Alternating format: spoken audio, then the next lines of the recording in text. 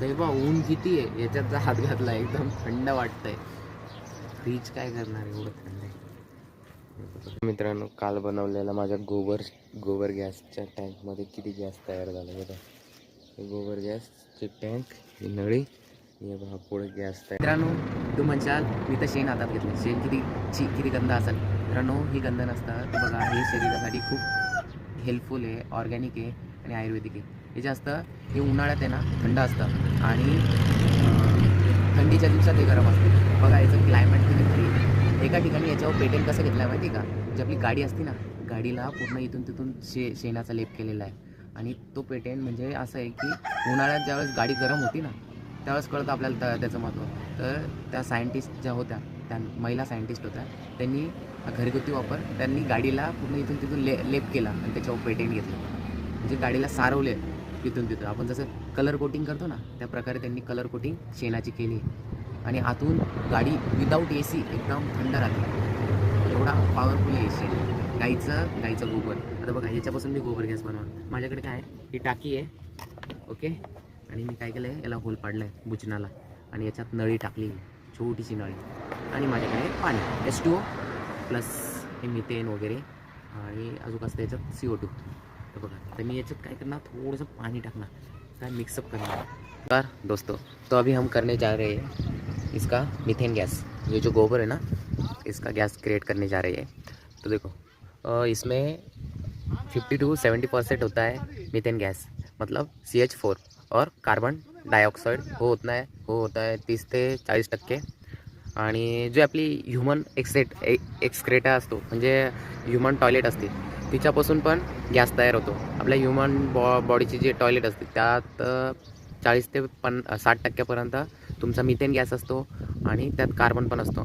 Carbon असतो काहीतरी 30 ते 40%चा ग्रॉस असतो. आणि जे आपला ह्युमन बॉडीत एक नायट्रोजन फ्लुइड म्हणून असतं, त्याच्यामुळे ना तो थोडा हार्मफुल आहे. त्याच्यामुळे तो रिमूव्ह करावा लागतो by the process of scientific laboratory.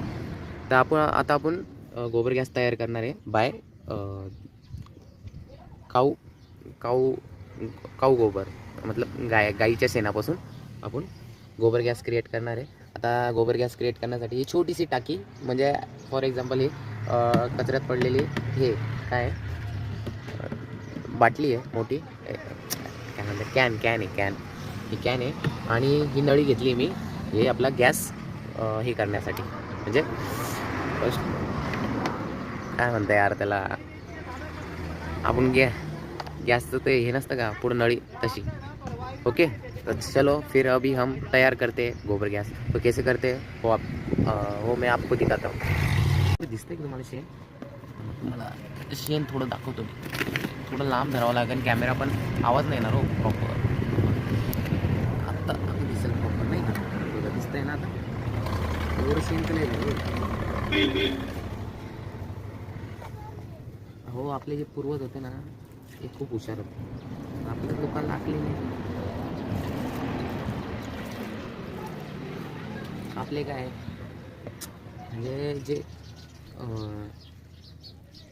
बाहेरच्या कंट्रीत जे चाललं आहे ना, आपण ते फॉलो करतो. आणि तिथले लोक आपलं कल्चर फॉलो करायचा प्रयत्न करतात, आपल्या गोष्टी शिकतात. आपल्या लोकांना लागली नाही. आता बघा, याचा आपण गोबर गॅस तयार करू. त्याच्यात मिथेन आहे ना, खूप पॉवरफुल असते. हे जास्त अमाऊंटमध्ये वॉटर नका टाकू, कारण की काय होतं, जेवढं प्रमाणात पाहिजे तेवढं प्रमाणात हे होणार नाही. याला थोडा वेळ लागतो बरं का, थोडा वेळ तर लागेलच खूप. आता हे बा ऊन किती आहे, याच्यात जर हात घातला एकदम थंड वाटतंय. फ्रीज काय करणार एवढं थंड आहे. हे झाकण वरचं थोडं छोटं आहे बघा, तरी पण मी थोडं पातळ करतोय, मला टाकायला सोपं जाईल. हे बा असं झालंय प्रॉपर.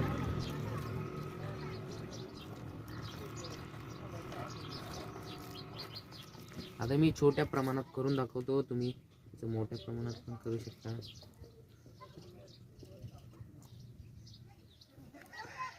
अशा प्रकारे टंकी भरायची आपली अर्ध्यात.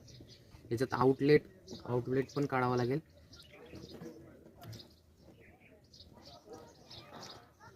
पण मी तुम्हाला हे सिंपल एक करून दाखवतोय. कशा प्रकारे तुम्ही करू शकता. हे तुम्ही केलेलं पण असू शकतं, काय सांगता येत नाही.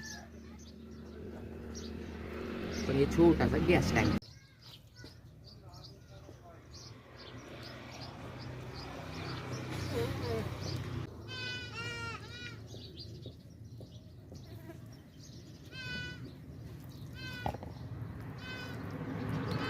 दोस्तों तो फाइनली ये हो गए हमारी गोबर गैस भर के. और इसको अब हम लगा देंगे छक्कर.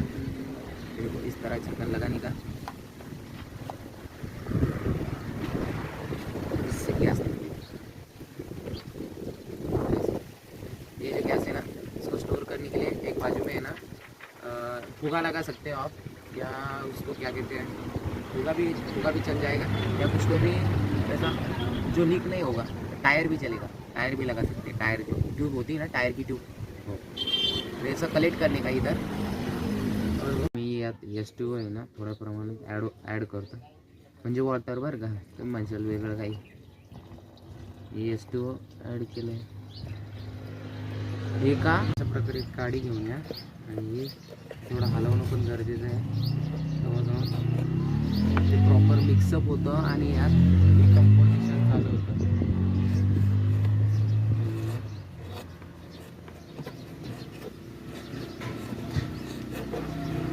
म्हणजे याची जी प्रोसेस आहे ती व्यवस्थित प्रकारे होण्यास मदत होते.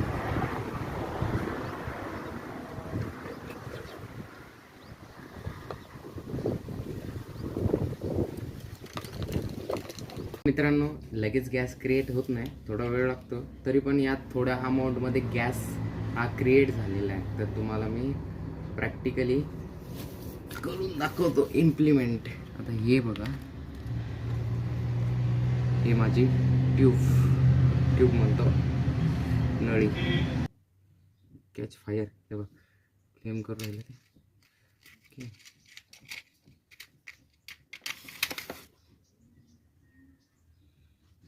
बघा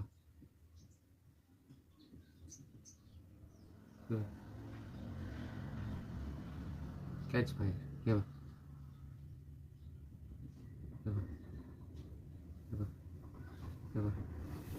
कशी हवा. हे बघ पकडली बघ, पाहिली ना.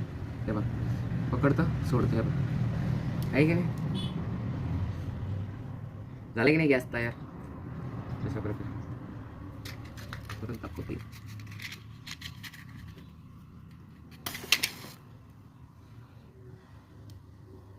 थोडा वेळ लागतो क्रिएट व्हायला, 1-2 दिवस तरी.